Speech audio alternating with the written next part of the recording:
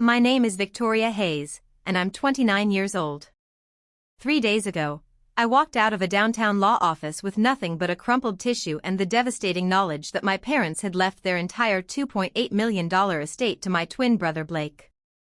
29 years of being the perfect daughter, the one who sacrificed her dreams to care for our family business, meant nothing.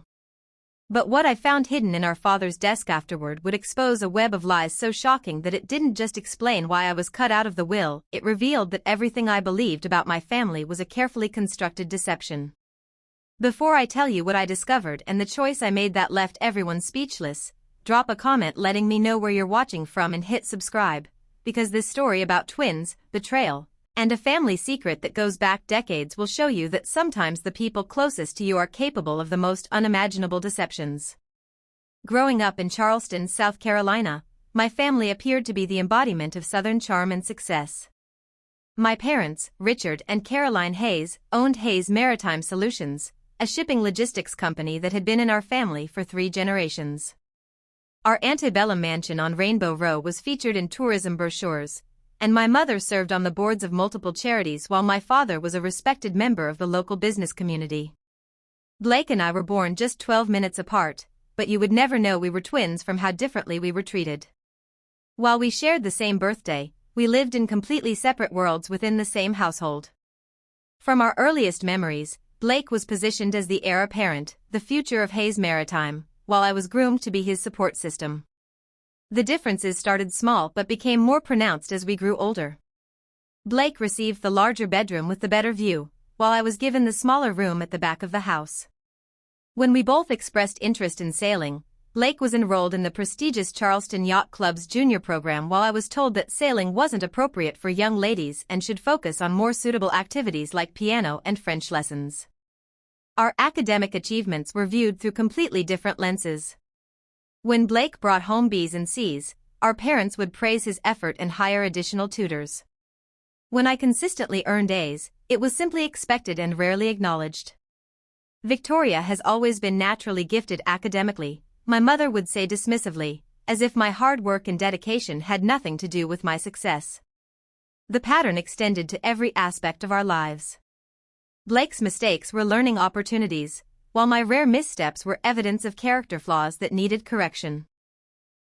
When Blake crashed his first car at 17, a BMW our parents had bought him for his birthday, they immediately purchased him another one and increased his driving lessons. When I got a single speeding ticket at 18 while rushing to the hospital because my grandmother had fallen, I was grounded for a month and had to pay the fine from my part-time job earnings. College decisions revealed the full extent of the disparity in their expectations for us. Blake was accepted to the University of South Carolina's business program with average grades, and our parents celebrated as if he'd been accepted to Harvard.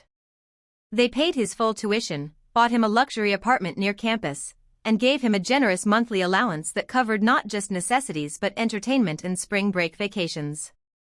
I, meanwhile, had been accepted to Duke University's pre-law program with a partial academic scholarship. Instead of celebrating my achievement, my parents expressed concern about the cost of the remaining tuition and living expenses. "We're already supporting Blake's education," my mother explained. "Perhaps you should consider a state school instead." I ended up attending the College of Charleston, living at home to save money and working 20 hours a week at a local law firm to help pay for my expenses. While Blake enjoyed the full college experience, I commuted to classes and spent weekends working instead of socializing with classmates. The justification was always the same: Blake would eventually take over the family business, so investing in his education was an investment in the company's future. My academic success was seen as a personal hobby rather than a foundation for a meaningful career. "You'll marry well someday," my mother would say when I expressed frustration about the double standard. "Blake will need to provide for a family." After graduation, I had planned to attend law school, but my father suffered a mild stroke the summer before I was supposed to start.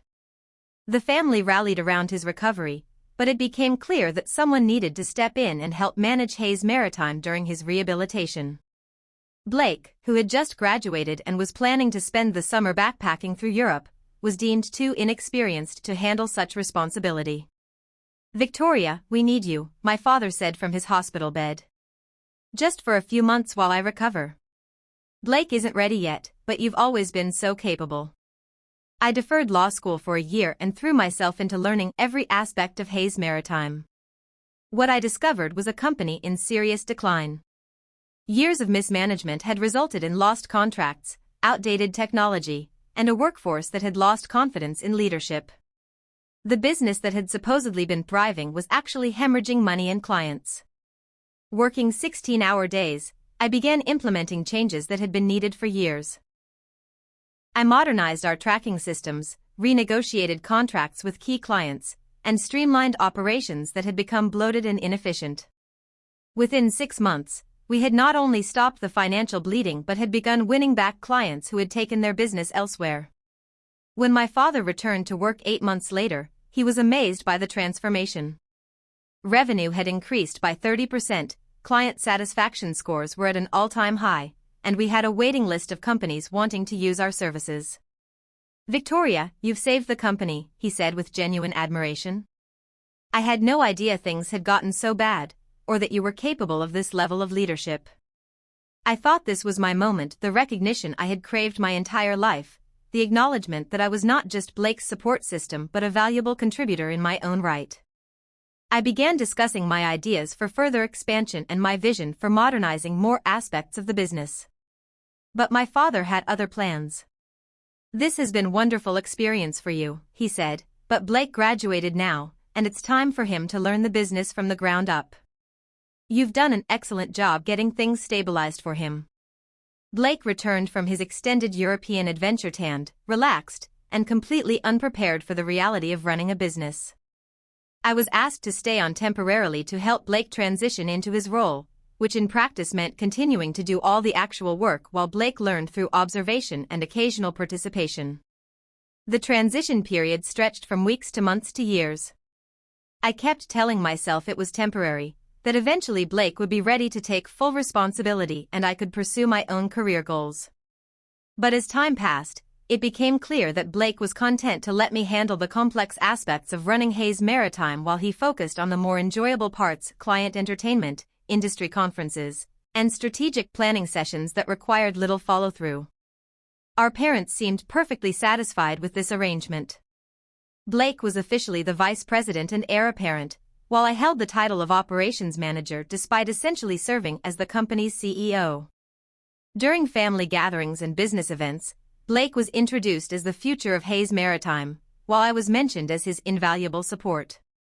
The most painful part was watching Blake receive credit for successes I had orchestrated. When we won a major contract with an international shipping company, Blake was featured in the local business journal discussing his innovative approach to client relations. The article made no mention of the months I had spent developing the proposal, negotiating terms, or implementing the complex logistics system that made the contract possible. When I pointed out these omissions to my parents, their response was always the same. Blake needed to build his professional reputation, while my contributions were appreciated but didn't need public recognition. "You're not in this for fame," my mother would say. "You're helping your family, and that's what matters." 5 years passed this way, with me running Hayes Maritime in everything but name while Blake collected the credit and prepared for his inevitable promotion to president. I had long since given up on law school, convincing myself that business management was equally fulfilling and that I was making a meaningful contribution to our family's legacy.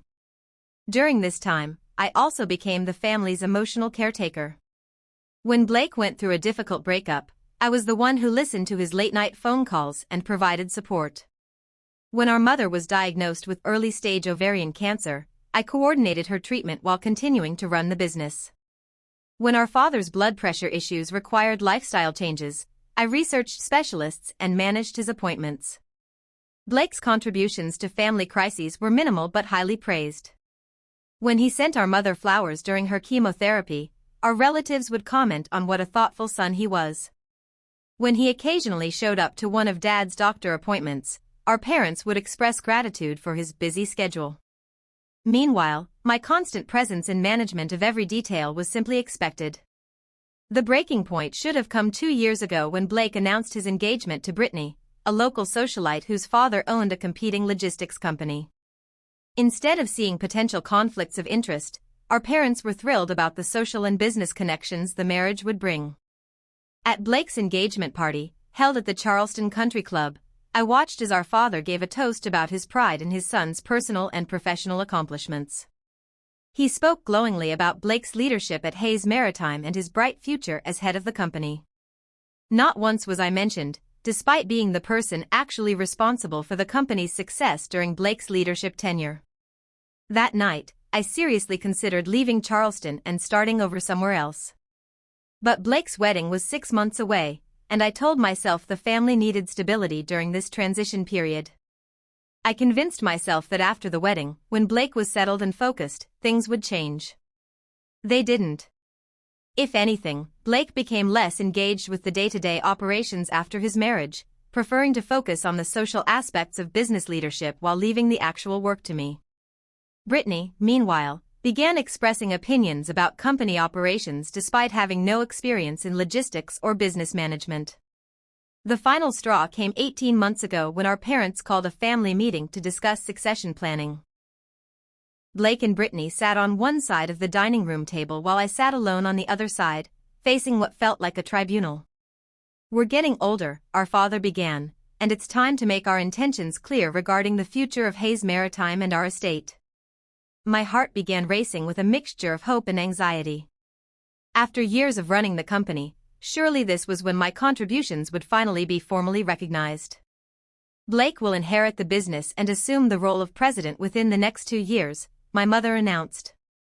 "We're also updating our wills to reflect our wishes regarding the house and other assets." "What about Victoria?" Blake asked, and for a moment I felt grateful that he was advocating for me. "Victoria has been invaluable to the company," our father replied, "but she's proven she can succeed anywhere. Blake needs the stability of the family business to build his career. Victoria has the skills to create her own opportunities." The conversation continued, but I barely heard the details.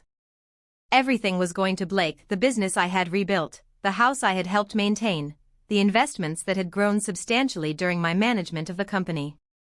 I would receive nothing except the knowledge that my years of sacrifice had enabled Blake's inheritance. When I asked about some form of recognition for my contributions, perhaps a percentage of the business or a buyout arrangement, my mother looked genuinely surprised by the request. "Darling, you've never expressed interest in ownership before. We assumed you were happy helping Blake succeed." That night, I called my college roommate Jennifer, who had become a successful attorney in Atlanta. Through tears, I told her about the family meeting and my years of feeling invisible despite my contributions. "Victoria, you need to understand something," Jennifer said after listening to my story. "What your family has done isn't just unfair, it's financial exploitation. You've been providing executive-level work for manager-level compensation while your brother collects credit for your achievements. In any other context, this would be considered workplace abuse." Her words hit me like a physical blow because they were undeniably true. I had been so focused on family loyalty and duty that I had ignored the fundamental inequity of my situation. Over the following months, I began making subtle changes to protect myself. I started documenting my contributions more carefully, keeping records of major decisions and successful initiatives I had led.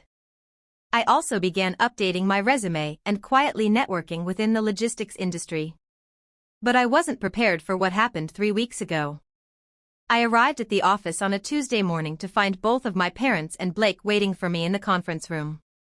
The atmosphere was tense, and I immediately knew something significant had happened. "We need to discuss your future with the company," my father began without his usual pleasantries. "Blake and Brittany have been talking," my mother continued, "and they feel it would be better if you transitioned out of your current role before Blake officially takes over as president." I stared at them, certain I had misheard. "You're firing me?" "We're suggesting a transition," Blake said, avoiding eye contact. "Brittany has some ideas about bringing in fresh perspectives, and she feels that having family members in operational roles might create conflicts when I become president." The irony was staggering. Blake's wife, who had never worked in logistics, was concerned about family members in operational roles while Blake himself was about to inherit the entire company based solely on his family connection. "This is about Brittany wanting me gone," I said, finally understanding the real dynamic at play. It's about what's best for the company's future, my mother replied diplomatically. The meeting lasted another hour, but the decision had clearly been made before I arrived. I would be given 6 months to find other employment, along with a modest severance package. Blake would gradually assume my responsibilities, with outside consultants hired to help manage the transition. That evening, I walked through the house where I had lived my entire life, looking at family photos and remembrances with new eyes. Every image of Blake and me together told the story I hadn't wanted to acknowledge. He was always positioned as the star while I was clearly the supporting character. But as I was packing my childhood belongings from my bedroom, something caught my attention. A loose floorboard near my closet had always creaked when stepped on, but tonight it seemed to be lifting slightly. Curious, I pried it up and discovered a small metal box hidden in the space beneath.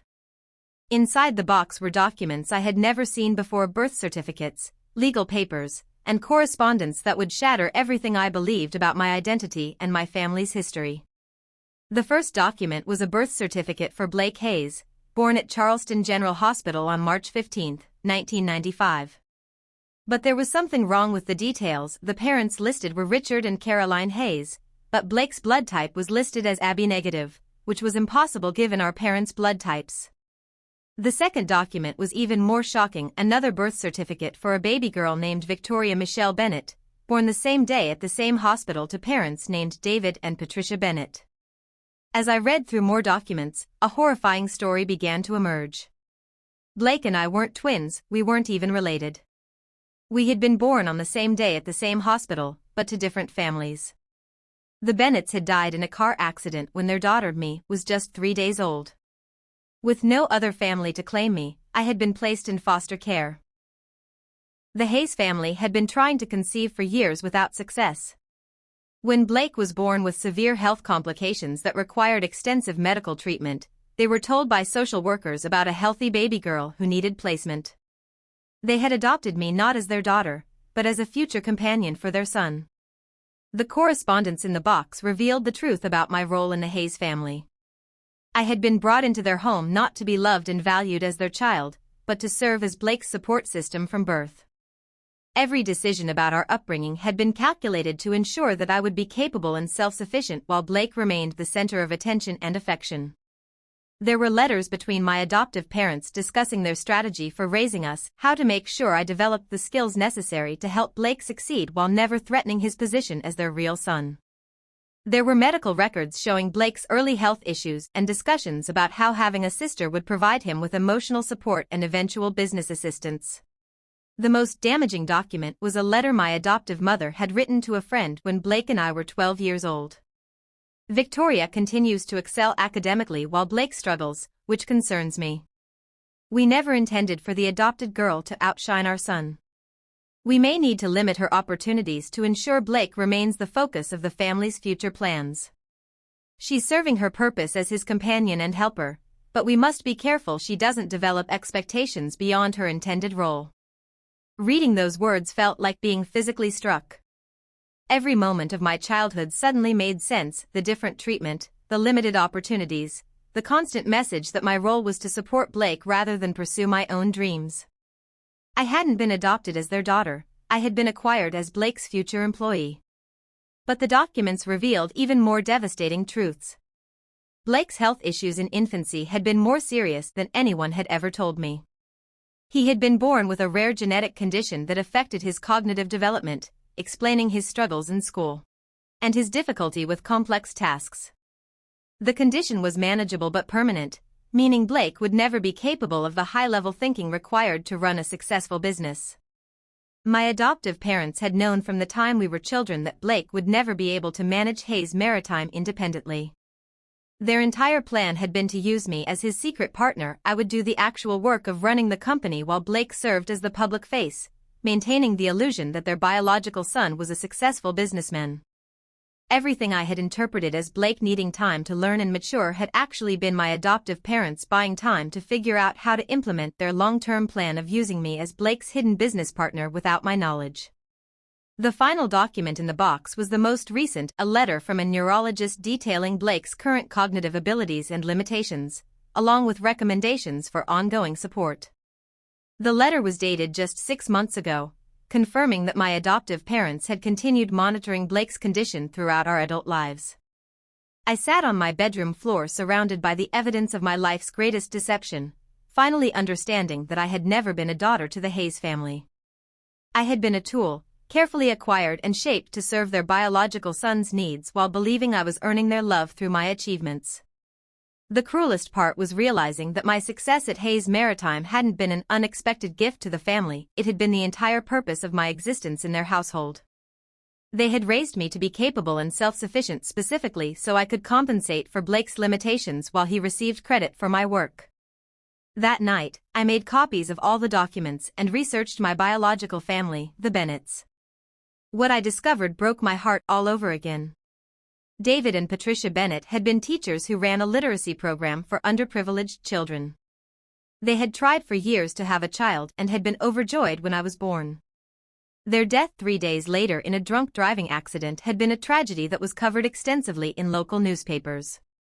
Reading about my real parents' lives and their excitement about my birth was devastating. They had wanted me desperately and had planned to love me unconditionally. Instead, I had spent 29 years trying to earn affection from people who had adopted me purely for utilitarian purposes. The next morning, I called in sick to Hayes Maritime for the first time in 5 years and spent the day consulting with attorneys about my legal options. What I learned was both empowering and infuriating. The adoption had been legal, but the deceptive circumstances and exploitation might provide grounds for various claims.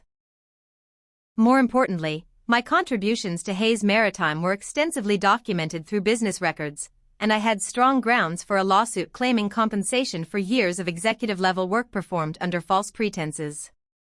But the attorney also explained that lawsuits would be expensive, time-consuming, and emotionally draining with no guarantee of success. The more pragmatic approach might be to use my knowledge as leverage to negotiate a fair settlement. That afternoon, I called Blake and asked him to meet me for coffee. When he arrived at the small cafe downtown, he looked nervous and guilty, clearly expecting me to plead for my job or express hurt about being forced out of the company. Instead, I placed copies of some of the documents I had found on the table between us. "Blake, did you know you have a rare genetic condition that affects your cognitive abilities?" His face went pale, and he stared at the medical records without speaking. "Did you know that I'm not actually your sister? That I was adopted specifically to be your support system?" "Victoria, he began, then stopped, clearly struggling with how much to admit. "How long have you known?" I asked gently. "Since I was 16, he whispered. "Mom and Dad explained that you were adopted, and that you were really good at helping me with things I found difficult. They said it was important to keep it secret so you wouldn't feel different or less important to the family." "And the medical condition?" "I've known about that my whole life. The doctors explained that I learned differently and that some things would always be harder for me. Mom and Dad said having you around would help me succeed despite my limitations." I felt a strange mix of anger and pity looking at Blake. He had been as manipulated as I had, raised to believe that using my abilities to compensate for his limitations was a normal family arrangement rather than exploitation. "Blake, do you understand that I've been doing your job for 5 years while you took credit for my work?" He nodded miserably. "I knew you were better at the business stuff, but I thought that's what families do, help each other succeed. Helping is one thing. Taking credit for someone else's work while they remain invisible is something else entirely." We talked for 2 hours, and I realized that Blake genuinely hadn't understood the full scope of the deception. He had been raised to believe that his limitations were secret and that my support was freely given out of family love. He had never considered that I might deserve recognition or compensation for essentially running Hayes Maritime while he served as a figurehead. "What do you want me to do?" he asked finally. "I want you to help me confront our parents with the truth. I want them to acknowledge what they've done and provide fair compensation for my years of work." Blake agreed, though I could see he was terrified of the confrontation. That evening, we called our adoptive parents and asked them to meet us at the house. When we arrived, they were waiting in the formal living room, clearly expecting Blake to report on his conversation with me and hopefully announce that I had agreed to leave quietly. Instead, Blake and I sat across from them, and I placed the box of documents on the coffee table. "We know the truth," I said simply. "All of it." My adoptive mother's face crumpled while my adoptive father's expression hardened into defensive anger. "Victoria, those documents were private," he said sharply. "Were they?" "Because they're about my life, my adoption, and my role in this family. I think I had a right to know the truth." What followed was the most honest conversation we had ever had as a family. For the first time, my adoptive parents acknowledged that they had adopted me specifically to be Blake's support system, that they had known about his cognitive limitations from birth, and that they had deliberately shaped my upbringing to ensure I would be capable of compensating for his business limitations while he maintained the appearance of success. "We did what we thought was best for everyone," my adoptive mother said through tears. "Blake needed support, and you seemed happy helping him succeed." "I seemed happy because I didn't know I was being exploited," I replied. "I thought I was earning your love and approval through my achievements. I had no idea my entire purpose in this family was to be Blake's secret partner." The confrontation lasted 3 hours, with periods of shouting, crying, and uncomfortable silence. By the end, several truths had been established. First, my adoptive parents acknowledged that they had deceived me about my adoption and my role in the family. Second, they admitted that Blake could not successfully run Hayes Maritime independently and that their succession plan had always depended on my continued involvement as his unofficial business partner. Third, they recognized that I deserved compensation for 5 years of executive-level work performed without appropriate recognition or compensation. However, they also made it clear that they would not willingly restructure their estate plans or give me ownership in the company I had rebuilt. "You're capable of succeeding anywhere," my adoptive father said, falling back on his familiar refrain. "Blake needs Hayes Maritime to have a meaningful career. Surely you can understand that." But I was done understanding. I was done sacrificing my interests for Blake's needs. I was done being invisible while he received credit for my work. The next day, I hired the attorney Jennifer had recommended and began preparing a comprehensive legal strategy. The case would argue that I had been defrauded regarding my role in the family and the business, and that I deserved compensation for years of unacknowledged executive-level contributions to Hayes Maritime. The legal proceedings took 18 months and were emotionally exhausting, but the outcome exceeded my expectations. The evidence of my contributions to the company's success was overwhelming, and my adoptive parents' deception regarding my adoption and intended role provided strong grounds for fraud claims.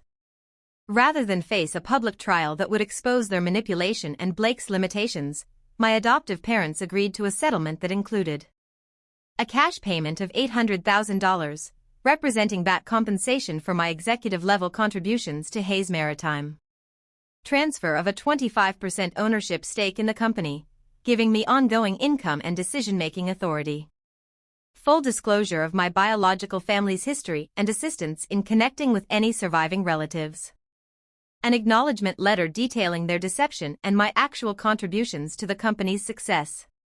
Perhaps most importantly, the settlement required Blake to publicly acknowledge my role in Hayes Maritime's success and to ensure I received appropriate credit for my contributions going forward.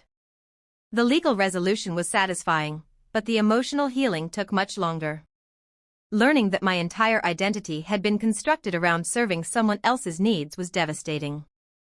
I spent months in therapy working through the anger, grief, and confusion of discovering that my childhood had been an elaborate manipulation.